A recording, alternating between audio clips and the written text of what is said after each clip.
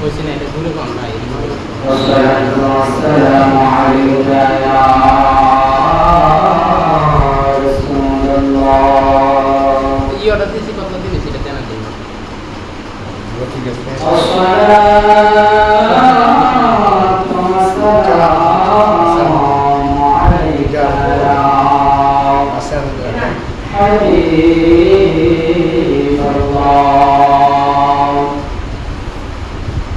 আসসালাতু ওয়াসসালামু আলাইকা ইয়া শাফি'আল মুজরিমিন আসসালাতু ওয়াসসালামু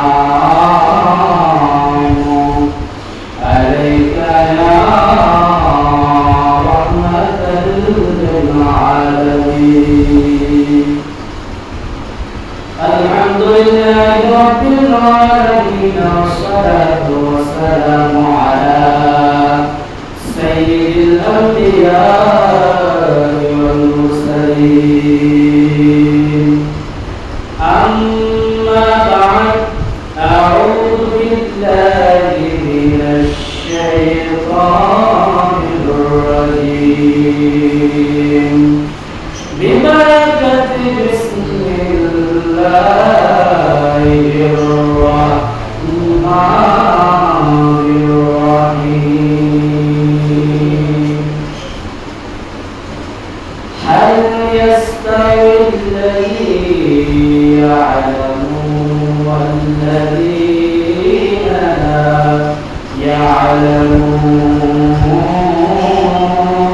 يعلمون صدق الله العظيم وصدق رسوله النبي الحبيب الكريم إن الله وملائكته يصلون على النبي يا أيها الذين آمنوا صلوا عليه وسلموا تسليما اللهم صل على سيدنا مولانا محمد وعلى آله سيدنا مولانا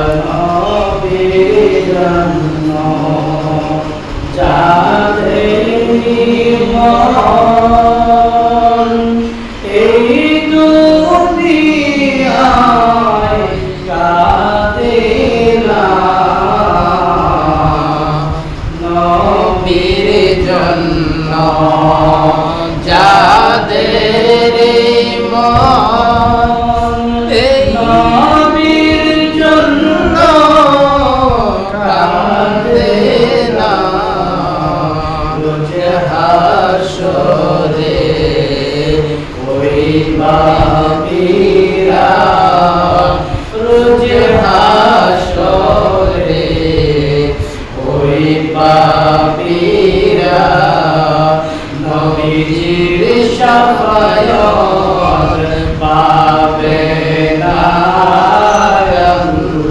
আল্লাহুম্মা সাল্লি আলা সাইয়্যিদিনা মাওলানা মুহাম্মদ ওয়া আলা আলিহি সাইয়্যিদিনা মাওলানা মুহাম্মদ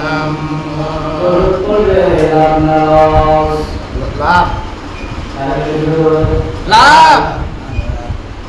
হাদিস শরীফের মধ্যে এসেছে যে উম্মত আমার রাসূলকে মহব্বত করে আমার রাসূলকে ভালোবাসে প্রতিদিন রাসূলের সম্মান দেবে রাসূলের উপর দরুদ শরীফ পড়বে কিয়ামতের ময়দানে হাশরের মাঠে আমার রব্বুল আলামিন উম্মতকে আর কপালের মধ্যে সুন্দর করে লেখা থাকবে লা ইলাহা ইল্লাল্লাহ শুধু লা ইলাহা ইল্লাল্লাহ লেখা থাকবে আমার রাসূল ওই উম্মতকে দেখে চিনে ফেলবেন আর বলবে এই উম্মত দুনিয়াতে থাকতে আমি রাসূলের উপরে দরুদ শরীফ পড়েছে আর উম্মত আজকে এই লেখা শুধু এই লেখা থাকবে না এই কপালের মধ্যে আমি রাসূল লিখে দিলাম তুমি জান্নাতি লা ইলাহা ইল্লাল্লাহ লেখা থাকবো আমার রাসূল আইসা হাশরের মাঠে নবীর পথে দেখেছিলেন পরে বলবেন তুমি নিঃসন্দেহে জান্নাতি জান্নাতি জান্নাতি সুবহানাল্লাহ শুধু তাই নয় হাদিস শরীফের মধ্যে আরো পাওয়া যায় আল্লাহর হাবিব সাল্লাল্লাহু আলাইহি ওয়াসাল্লাম উপরে যারা বেশি বেশি দরুদ শরীফ পড়বে আমার রাসূল বলে আসরের ময়দানে আমি রাসূলের যত কাছে যাবে যতটা কাছে যাবে জান্নাতের মধ্যে রাস্তা করা যাবে সুবহানাল্লাহ এজন্য বলে দরুদ পড়া দরকার আছে কিনা আল্লাহুম্মা সাল্লি আলা সাইয়্যিদিনা